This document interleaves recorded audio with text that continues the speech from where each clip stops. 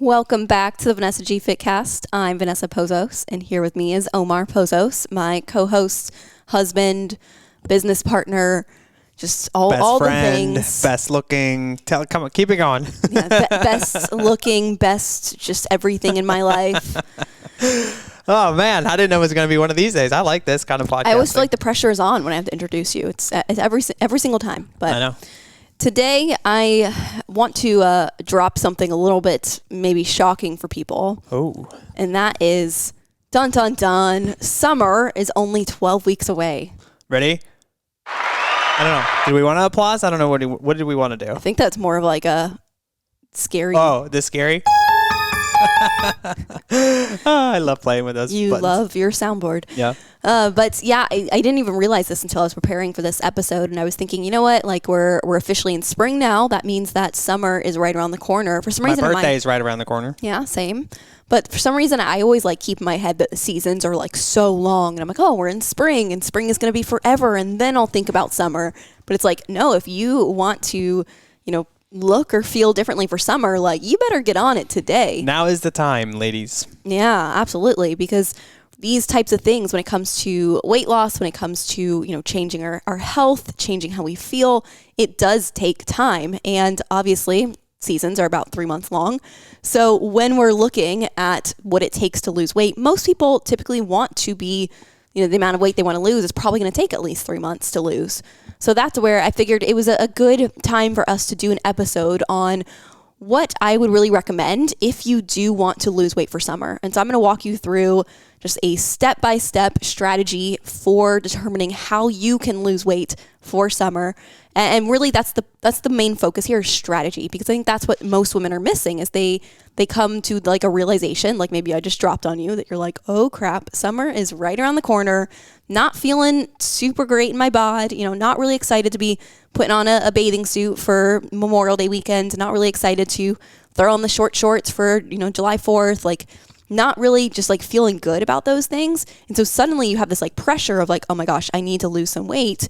And what do? You just jump right into the quickest fad diet, jump right into like cutting our calories down really low, just like looking for the fast solution. And that's not going to get you there. Yeah. And I think it's a little bit of desperation. It's a desperation move, right? And like you said, instead of having a strategy, now you're like, I just want to lose as much weight as possible in the shortest amount of time. I don't care about the consequences. I don't care about the repercussions. The problem with that is there's a summer every single year. And even right now, like the ladies that come and talk to us about, coaching and wanting to work with us, they're like, I need 50 pounds in the next 2 months. How can we do it? I'm like, well, that's going to be a problem because that's going to be really freaking hard. But yeah, it's a matter of, like you said, having a strategy, having a plan, and then knowing what to do to be able to execute it. That's the best way to go about it. Yeah, absolutely. Because it's not to say that, we can't lose 50 pounds, but we just have to have a realistic timeline set on things. And if we're just focused on losing a certain amount of weight for a timeline of like summertime, you're inherently going to set yourself up to fail, because these things we have to be thinking not just how can I look and feel my best for this summer. We have to really have that like long-term approach where we're asking ourselves, how can I look and feel my best for every summer to come and for just the rest of my life? And when we have that kind of question, if that's the question we're asking ourselves, the methods of getting there are going to be much more effective in the long run anyway. Yeah.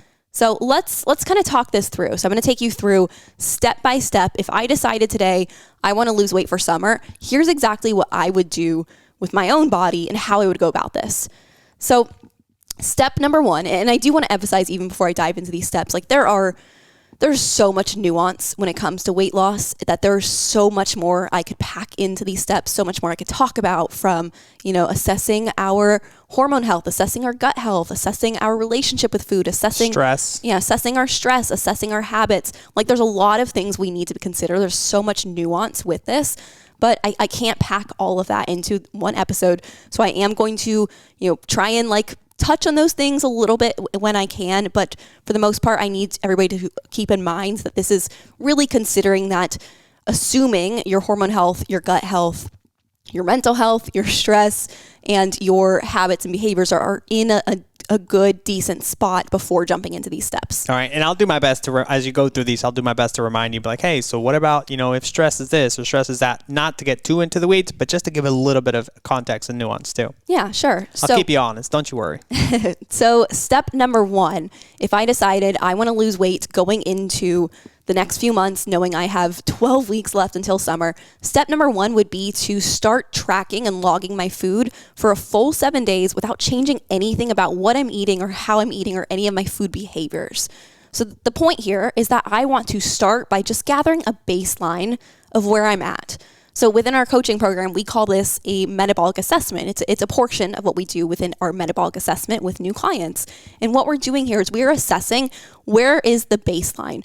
What is our foundation looking like right now? What are we eating? How much are we eating? When are we eating? Like we're really just looking at a full 7 days and trying to gather an average of our calories, our macronutrients, and when and what we're eating. Yeah.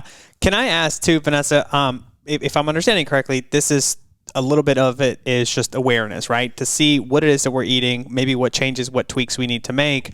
And I think this is a lot of times because it involves, tracking or, just kind of making sure that we're keeping a log or whatever that might be. It can be a little daunting to some people.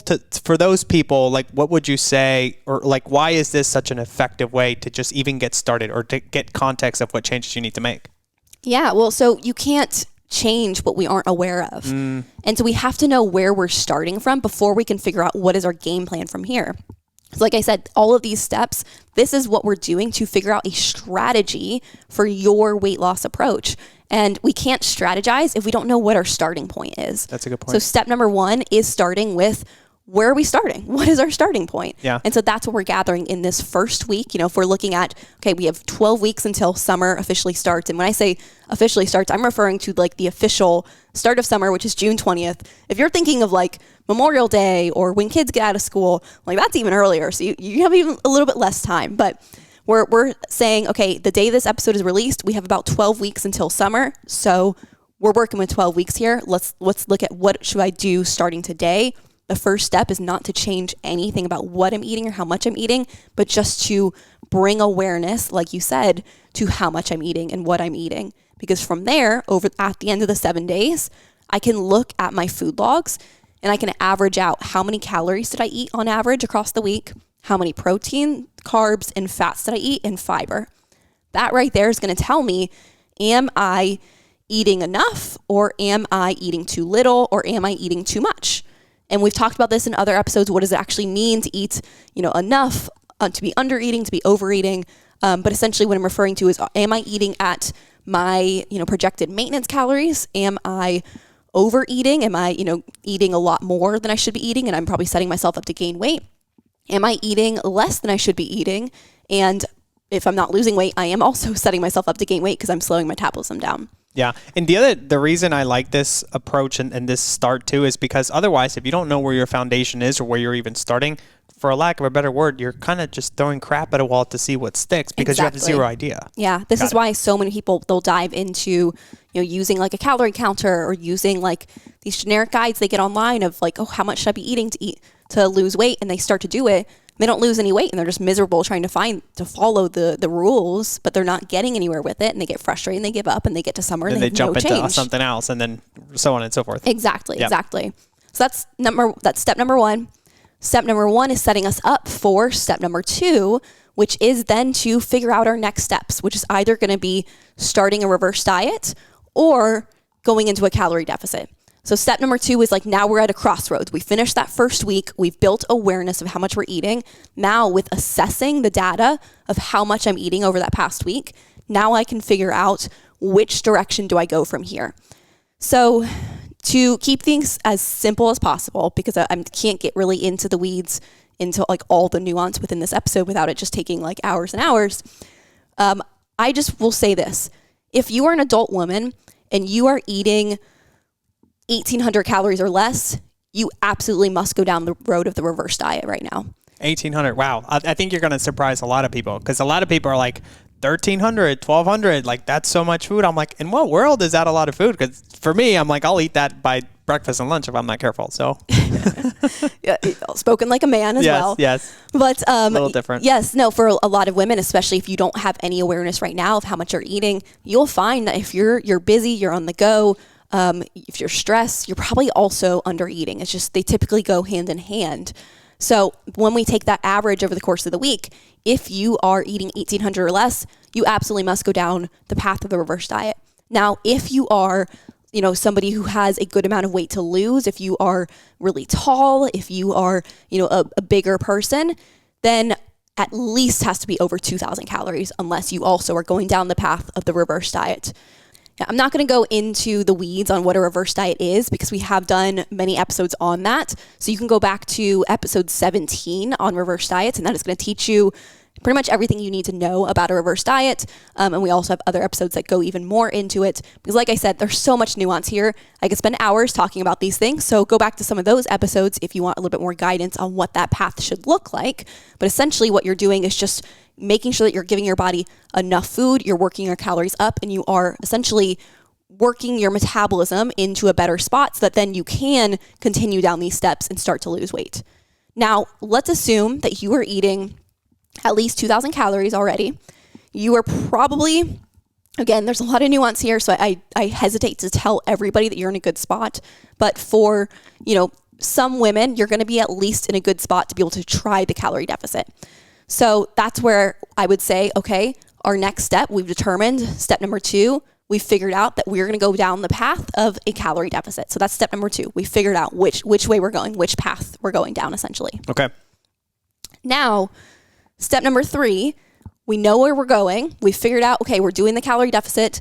If you went down the path of reverse diets, you've completed that whole process. You've listened to the podcast. You've spent a couple months there. Now you can come back and join us here at step 3. Essentially, correct me if I'm wrong, just to kind of give the listeners a little bit of perspective too. So if you're at the crossroads, you went down the reverse diet path, you were there for a couple months, the hopes are that you've now rebooted your metabolism. You're in a much better place to be able to handle a caloric deficit. So which is why now you're coming back to the crossroads. You're like, all right, now I can go down this path and follow what everybody else is doing because my body can handle it. Is that correct? Exactly. Yeah. Okay. It's like imagine like a Monopoly board or something. Like you can skip ahead. Go and collect 100 or whatever. Yeah, exactly. Like if you cleared 2,000 calories, you can, whatever it was, skip ahead and go to step number 3. Yeah. If you are less than 2,000 calories, you need to go down the path of reverse diet, and then you can go to step 3. And for context, I want to add something you mentioned in there. For a couple of months that you're going to be in that reverse dieting phase, right? It's not a week, it's not a day, it's not 2 weeks. It's more so, can we be there for a good bit of time? And this is where there's a lot of nuance to it. But if that is the case and you have done this, then yes, now you're in a good place to go on the Monopoly board like Vanessa was saying. Exactly. So now here we are at step 3, which is now we're going to determine the plan for the calorie deficit. Mm-hmm. And so again, this is where I want to emphasize that there is more nuance here. This is assuming that your relationship with food is in a healthy place. You're not battling with a, good food versus bad food mentality, or you're not struggling with binge eating at night or boredom eating, stress eating. Would that be part of that? Yeah, like these are things that we want to work on outside of being in a calorie deficit. So we have to focus on one goal at a time, and we can't focus on weight loss and focus on having a better relationship with food at the same time. And if we try to achieve weight loss with a negative relationship with food, you're just going to spin your wheels and keep struggling over and over again. So again, this is assuming that we're in a good spot there. Also assuming that we're not, symptomatically showing signs of hormonal dysregulation or gut dysfunction or anything else internally that would be aggravated by the calorie deficit. So we're assuming that there's all the foundational pieces that we talked about. I just want to drive that home. Can you talk one more? Sorry. Can you talk about stress in that particular case? Yeah. Well, we're assuming that there's not going to be a lot of stress in your life because we also do not want to go into a calorie deficit when we are very, very stressed. Again, that's going to work against us and going to have some negative impacts in our body. So we're just assuming that all the baselines that I mentioned are covered. Now, step 3, we're creating the plan for the calorie deficit. And essentially, what we need to do to create this plan before we even figure out how many calories we should be eating, we need to determine what is my length of time of this plan. I personally think this is important because just like with running a race, you wouldn't sign up for a race if you were you're at the starting line. You're like, I don't know if I'm running a 5K or a 10K or a marathon. Those like nobody would races. do that. Exactly. Nobody ever would sign up for a race like that. That'd be horrible. But we sign up for a 5K if we know we can complete a 5K and we feel good about that distance. We sign up for a marathon if we know that we are feeling good about the marathon distance. We know we can achieve that distance. Your body can even handle that, you know? Exactly. Yeah. So that's where, before we even determine like, you know, what we're going to be doing, like how we're going to be, you know, running, I guess in that analogy, we need to figure out what is the distance we're going to be running. And so with that, I like to look at it as how many pounds do you ideally want to lose? And if we're trying to lose, you know, maybe upwards of like 50, 75, 100 pounds, this is going to take multiple phases of dieting, multiple phases of calorie deficits, because we're not going to lose all of that in like one push, one stint. So let's say you want to lose 10 pounds for summer. Let's say you want to lose 20 pounds for summer. In those two different kind of paths, what we can look at is a general healthy rate of weight loss is going to be about a pound a week. It doesn't necessarily mean that every single week we're losing a pound. Many times we don't lose anything on some weeks. Other times we might have like a big whoosh effect on the scale where we drop a good bit of weight. Like it's up and down, but on average, when you look at the length of time, you may lose about a pound a week. So if you want to lose 10 pounds, how many weeks would that potentially take? 10. Yes. Good job with math. Good job there, Omar. However, now this is where the nuance comes in. We don't ever actually assume it's only going to take 10 weeks if we want to lose 10 pounds. We always add in an extra 2 to 4 weeks of buffer weeks. Okay. That's because life happens. It's also because sometimes it takes some trial and error in the beginning. You're not necessarily going to like start the diet and then that week lose a pound. Sometimes it takes a couple of weeks before your body gets moving. Yeah. So, and my ranges too, I mean, like when I've done something like this, sometimes it'll be like 0.2 pounds, 0.5 pounds a week. Sometimes it'll be a pound. So yeah, I agree. I think having a little bit of buffer is 100% needed. Yeah, exactly. So that's where we can figure out, okay, this is the amount of time that I'm going to be spending in this calorie deficit. So I go into it with awareness of, you know, if this is the length of time that this is going to be my focus, if at times this feels challenging, I know that there's an end in sight. I know where the 5K ends. I don't feel like, oh, I don't know when the finish line is going to be. I'm just going to keep doing this until suddenly I arrive at a finish line. That's never going to get you to your goals. We need to know where the end is. So that is the first part of step 3 for creating our plan. Once we know how long we're planning to be in that deficit for, so let's say our goal was to lose 10 pounds for summer. Let's say now we're assuming we're going to be in that calorie deficit for 12 to 14 weeks. So now as we get started with the calorie deficit, we're going to look back at what was our average calorie intake in step number 1 when we did our assessment there. We looked at, on average, how much am I eating over the course of 7 days. Let's say that you found you were eating 2,000 calories on average. Then to start our calorie deficit, we're simply just going to take 10% of calories away. Keeping things as simple as possible for you. Again, there can be a lot of nuance to this. You know, like if you were in a one-on-one coaching setting, there'd be a lot of different factors that we would use to decide, you know, for each individual person, how to go about each of these steps, what it would look like. But to give general advice here to our podcast listeners on how to lose weight for summer, I would recommend take what you found in that initial assessment and just take off 10% of calories. So if you had found you were at 2,000, where would that put you at? So what 10% of 2,000, 200, 2,000 minus 200, 1,800. Yes, good job putting you on the spot with the math. I love too, like, you know, this isn't a drastic approach where you're now cutting 500, 1,000 calories, or you're just not eating, period. It's something very subtle where it's 200 calories that you're cutting. And again, Vanessa was saying, you know, if that's the way you do things sustainably, because if your stress, hormones, gut, and relationship with food are not in a good place, cutting, 200 calories, you know, of course it's going to take a toll, but imagine what cutting 500 calories, cutting 1,000 calories would do. Like, no wonder people spin their wheels and they don't get anywhere, because they're doing something that's not sustainable given where they're at already in their body. Yeah, that's the goal here too, is we want to lose weight in a healthy, sustainable way that doesn't make you hate your life, doesn't screw up your hormones, doesn't screw up your gut, your metabolism. We want to just lose the weight without even feeling like we're really struggling to do so. Yeah. And this approach is going to help you achieve that. So that's why we start with just taking 10% of our calories off. So, okay, now we've determined I'm eating 1,800 calories, given this example. The second number that we want to calculate is a protein target. The reason that it's important to make sure we're aiming for a certain amount of protein and not just having a calorie target is that protein is going to help us retain lean muscle, which is key when in a calorie deficit, because retaining muscle is going to both help you actually have the physique you want at the end, so you don't just look flabby. Flabby, skinny fat, like however you want to call it. But it also makes sure that you keep your metabolism up, because lean muscle is key to having a strong, healthy metabolism as well. Another reason is that it helps with satiety. So if we are eating a little bit less calories, obviously there might be some hunger that hits at certain times. Protein is very, very filling. So if we're eating enough protein, you're going to find yourself not as, bothered, I guess, by hunger. Yeah.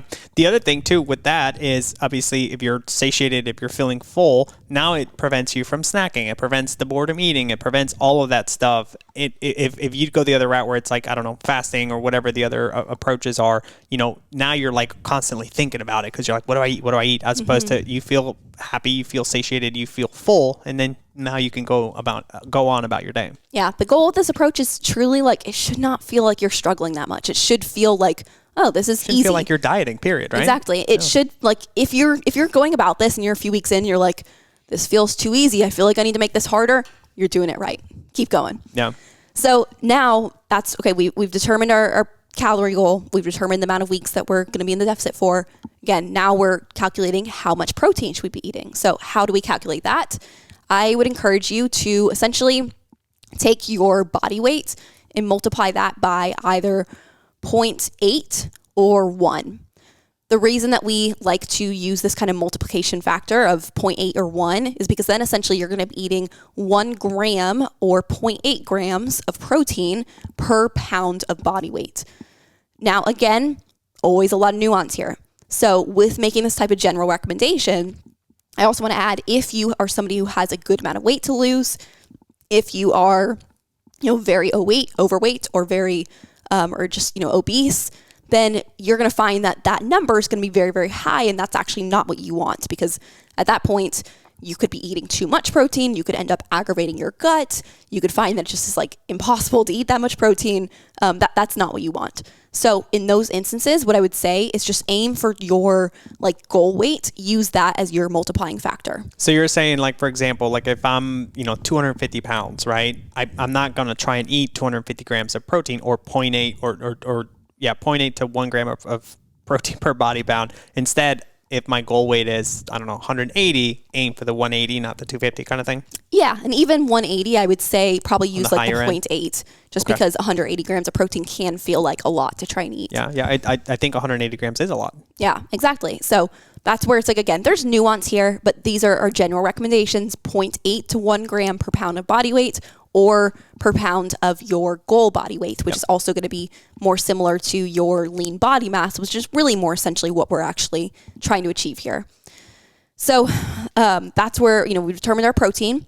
The last calculation we need to do, and then I promise we're done with the math, you guys. People are like, oh my gosh, Vanessa, I didn't know I was they're going to get a driving lesson to work and they're like, oh my God, I did not know I was in math class right now. Yeah. So the last calculation that we need to do isn't even really a calculation. I'm just going to give you the number, and that is a fiber target.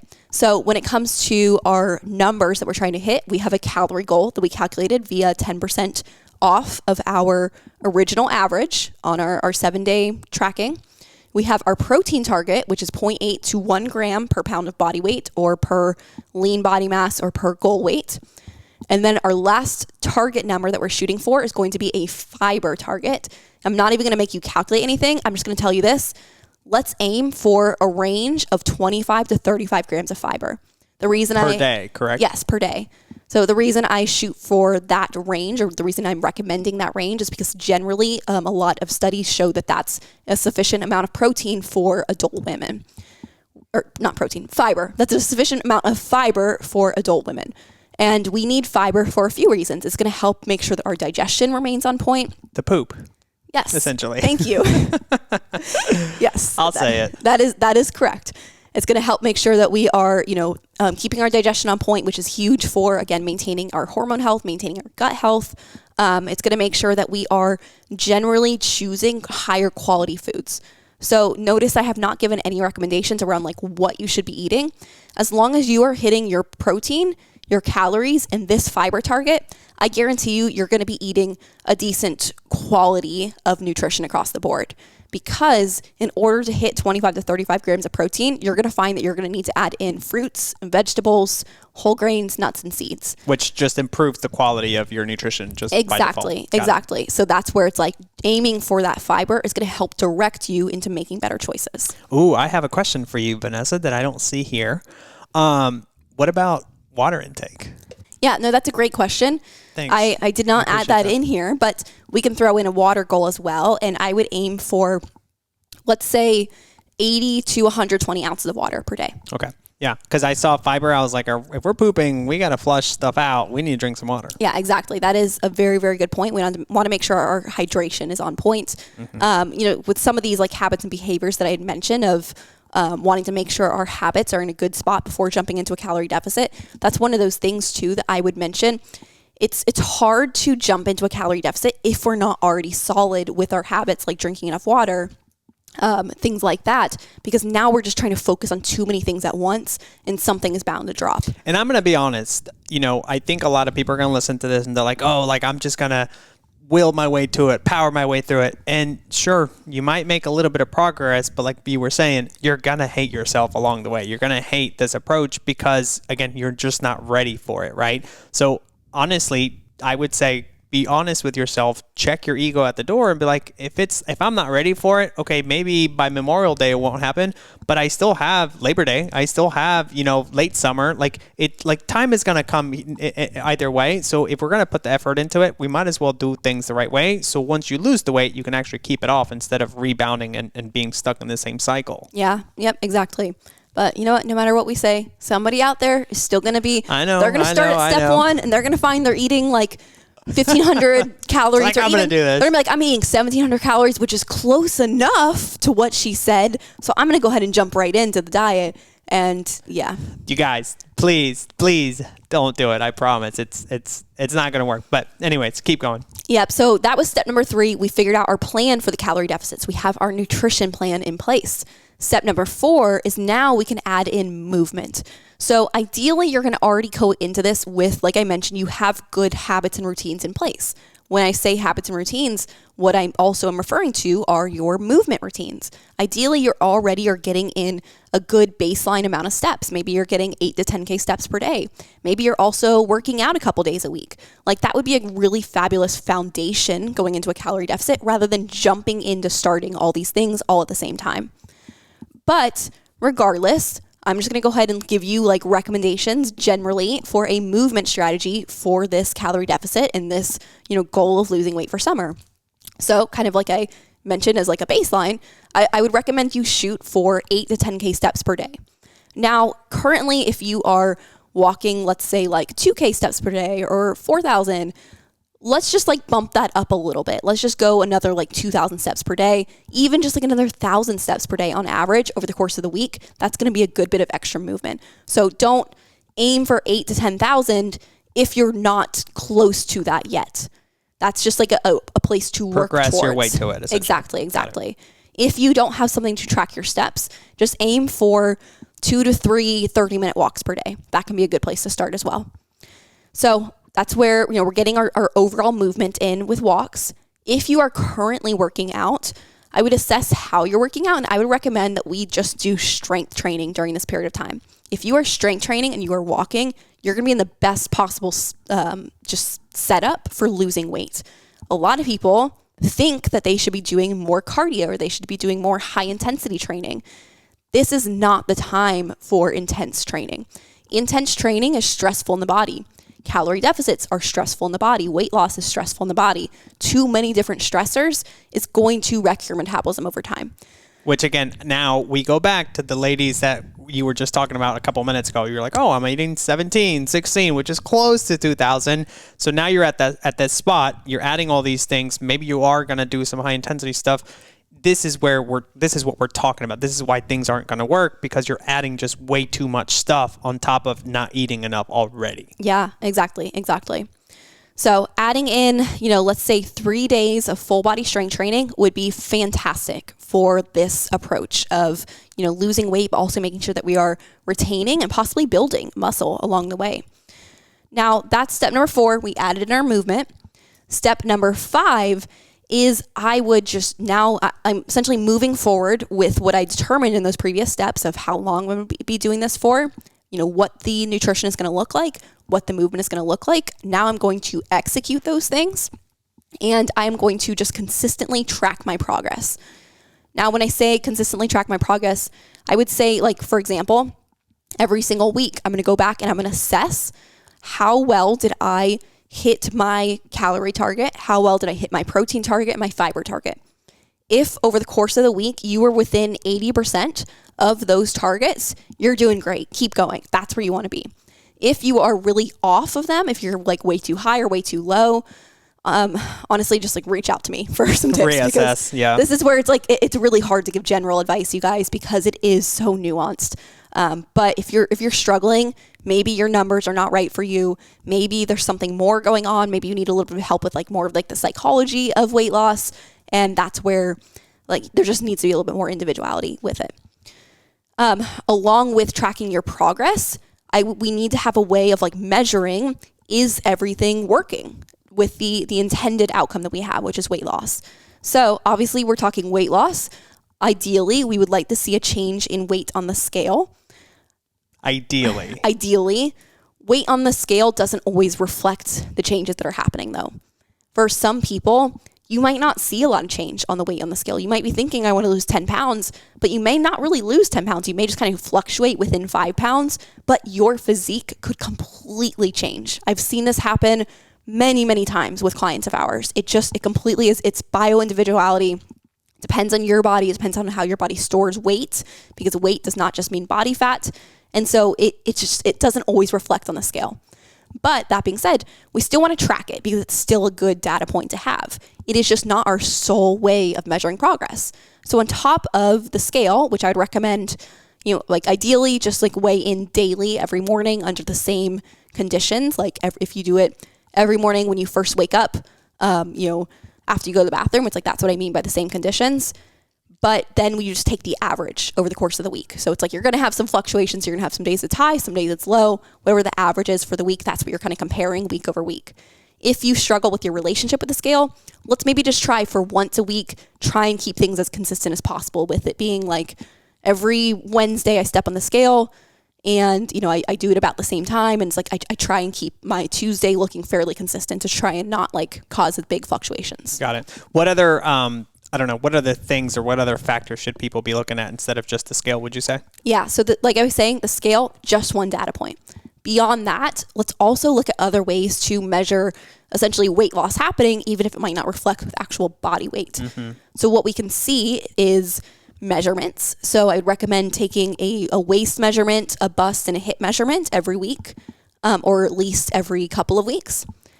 I'd recommend also doing photos. So doing just a general, front facing, side facing, back facing photo in, the same conditions, same place, same lighting, same clothing, keeping things as consistent as possible, and doing that, every week or every few weeks. When you have all 3 of those data points, you could also even throw in how clothes are fitting. So you could use, if you have a pair of tighter jeans, you could try those on every couple of weeks. We can use several different factors. And then over the course of time, we're looking at all of the data to see, is there progress happening? Because you might start to see changes in your photos before you see changes in the scale or measurements. You might see changes in measurements before you see the other ones. It can be just one and not the others for a period of time as well.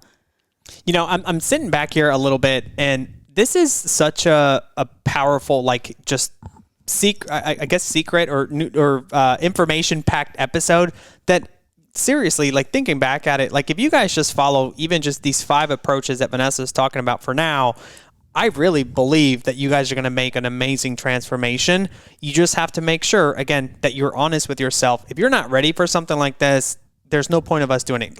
If it comes down to it, if we have to go to a reverse diet, stay there for a little while, then do that. But again, this is such a good way to do it. And the best part about it is it's sustainable. It's easy. It's not something where you have to hate your life or starve yourself along the way. This is what actual sustainable weight loss looks like with long-term results too. Exactly. Because, like speaking of sustainability even, like as I'm going about this, as I'm executing on the things I determined, again, it shouldn't feel that hard. Meaning I shouldn't be changing like really much else about my life at all. Like if I go out to eat on the weekends, I'm still going to go out to eat on the weekends. Maybe I just, instead of going out 3 days on the weekends, I'm going to go out 2.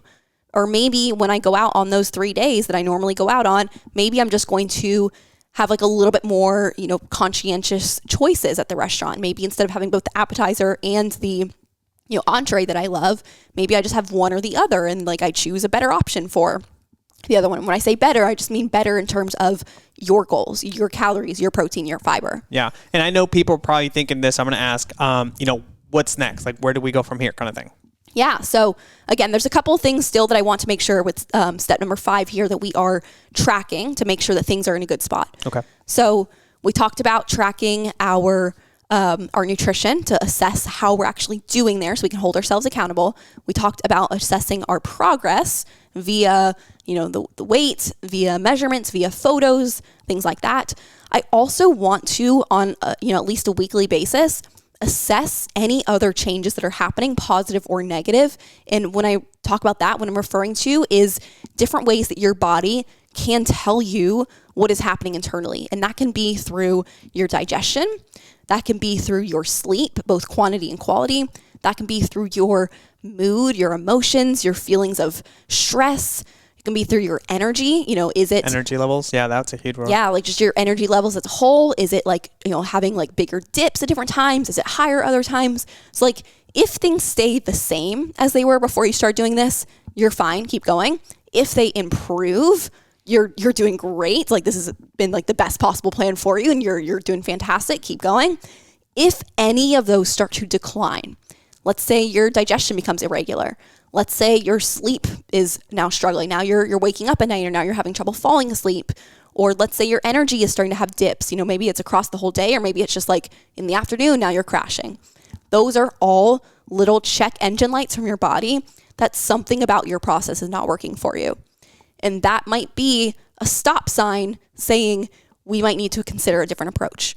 And again, this is where just the individuality comes in, all the nuance comes in. I can't really tell you without knowing you what the next best step is.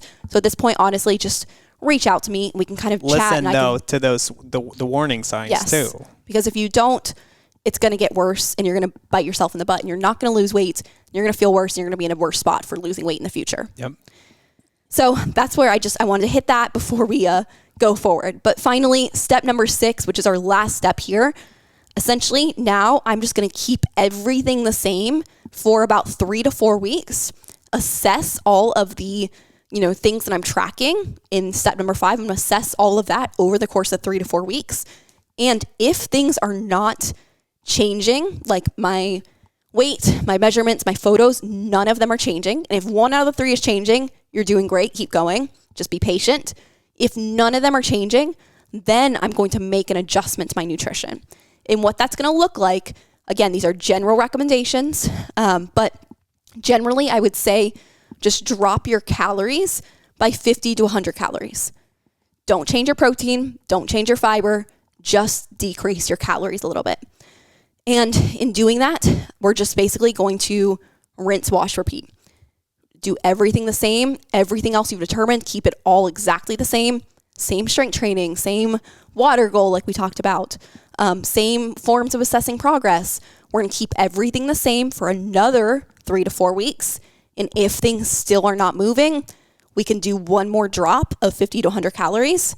Again, same thing, assess for 3 to 4 weeks. If things still are not moving, you have a metabolic issue and we need to talk. Just reach out. Fair. And again, there's so much I could dive into here. There's so much nuance, my brain is screaming at me of but we need to talk about this. We need to talk about that. But again, this episode could get hours and hours long because weight loss is bio-individual. Weight loss requires individuality to be successful.